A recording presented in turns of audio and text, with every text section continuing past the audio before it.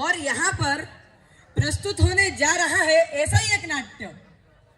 हम सभी ने एक बार तो भी आईने में खुद को देखा ही होगा ना।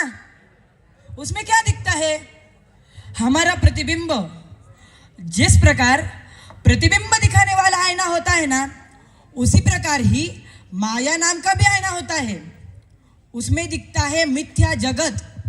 इस नाट्य में भी ऐसा ही आईना है, जिसमें देखने के बाद हम अपने को नहीं देखते, हम संसार को देखते हैं। जो संसार हमें फंसाता है, जो जो हमें नित्य स्मरण करता है, उसका चेहरा हमें इस आईने में दिखेगा। ऐसा कौन सा आईना है? आइए देखते हैं। सदगुरु निजानंद महाराज वेद विद्यालय आलंदी के छात्रों की सुंदर प्रस्तुति माया दर्पणम। जोरदार तालियां। सच्चिदानंद रूपाय विश्वोत्पत्त्यादि हेतवे तापत्रय विनाशाय श्रीकृष्णाय वयं नुमः। नमो नमः महर्षे। शुभं भवतु। उत्तरे भवत्या कृतेन अतिथि सत्कारेण अहं नितरां सन्तुष्टः अस्मि। किमपि वरं याचतु। महर्षे, भवतः अनुग्रहः एव वरः, पुनः किमन्यत् याचामि? वत्से, सन्तुष्टः अस्मि तव अनेन उत्तरेण, तथापि मम सन्तोषार्थं किमपि दातुम् इच्छामि।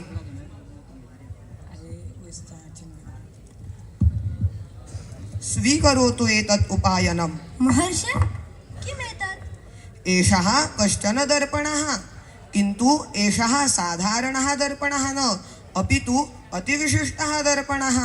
आम् महर्षे, किमेतस्य वैशिष्ट्यम्? एतस्य वैशिष्ट्यम् एतदस्ति यत् यदि भवती अत्र पश्यति तर्हि भवतीं सर्वदा स्मरति, तस्य मुखमेव दृश्यते, न तु भवत्याः मुखम्। किम् एवं वा? आम् भवतु, अहं गच्छामि। नमो नमः। शुभं भवतु। ओहो, कियान् सुन्दरः एषः दर्पणः।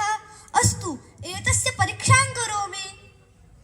ओहो, एतत् मम पत्युः अभिमन्योः मुखं। तन्नाम स सर्वदा मामेव स्मरति, अतः अत्र तस्य मुखं दृश्यते। ओहो, महान् सन्तोषः, महान् सन्तोषः। उत्तरे किं कुर्वती अस्ति? नमो नमः भगवन्।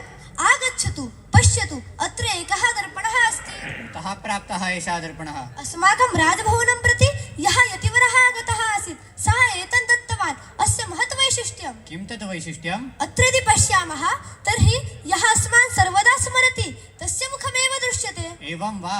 तर्हि निश्चयेनापि विशिष्टः अस्ति एषः दर्पणः। सत्यमेव। अहो, सर्वेपि पाण्डवाः समागताः।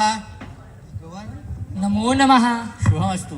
उत्तरे भवत्याः हस्ते किम् अस्ति? आर्य, एषः दर्पणः अस्ति। पश्यन्तु भवन्तः, पश्यन्तु, पश्यन्तु। अस्य दर्पणस्य महत् वैशिष्ट्यमस्ति। किं तत् वैशिष्ट्यं? यदि अत्र पश्यामः तर्हि यः सर्वदा अस्मान् स्मरति, तस्य मुखमेव दृश्यते। अहो, तर्हि निश्चयेनापि अयं विशिष्टः दर्पणः।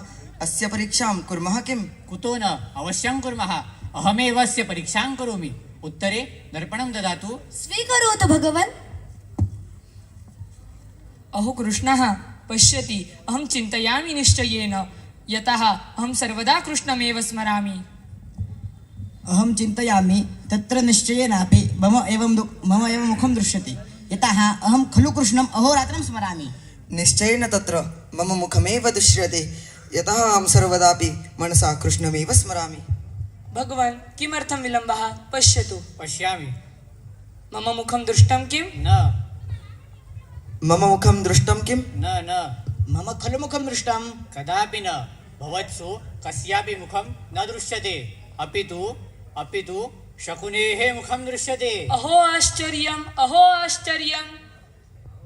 भगवन्, कथमेतत् शक्यम्? अत्र आश्चर्यं किमपि नास्ति। शकुनिः मां सर्वदा स्मरति इत्येतत् सत्यमेव, अतः तस्य मुखम् अत्र दृश्यते। केशव, तत् कथं? शकुनिः प्रतिक्षणमपि कृष्णं कथं मारयेयम् इत्येव चिन्तयन् भवति। अहोरात्रं तस्य सा एका एव चिन्ता, अतः सः माम् अत्यधिकं स्मरति। तस्य मुखम् अत्र दृश्यते इत्येतत् उचितमेवमस्ति। अहो आश्चर्यम्, अहो आश्चर्यम्, अहो आश्चर्यम्।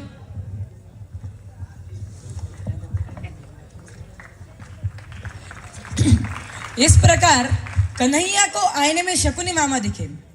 पांडवों को लग रहा था कि आईने में हमारा चेहरा दिखेगा, किंतु और भी भक्ति करने की आवश्यकता है, ये बात समझ में आ गई। तात्पर्य, माया नाम का ये दर्पण इतना सीधा साधा नहीं है। किसी भी हालत में भगवान का चिंतन निरंतर करना होगा, बस वो वैर भाव से भी क्यों ना हो। अर्थात आप ऐसा मत करना, वह बहुत अलग स्तर की बात है। तात्पर्य, माया को तरना है तो भगवत चिंतन ही करना होगा। इसी को तो अभ्यास कहा है।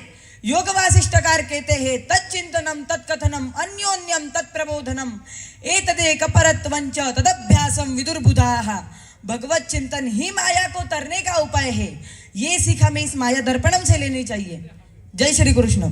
जय श्री बहुत कृष्ण। सुंदर, बहुत बढ़िया प्रस्तुति, जोरदार तालियां।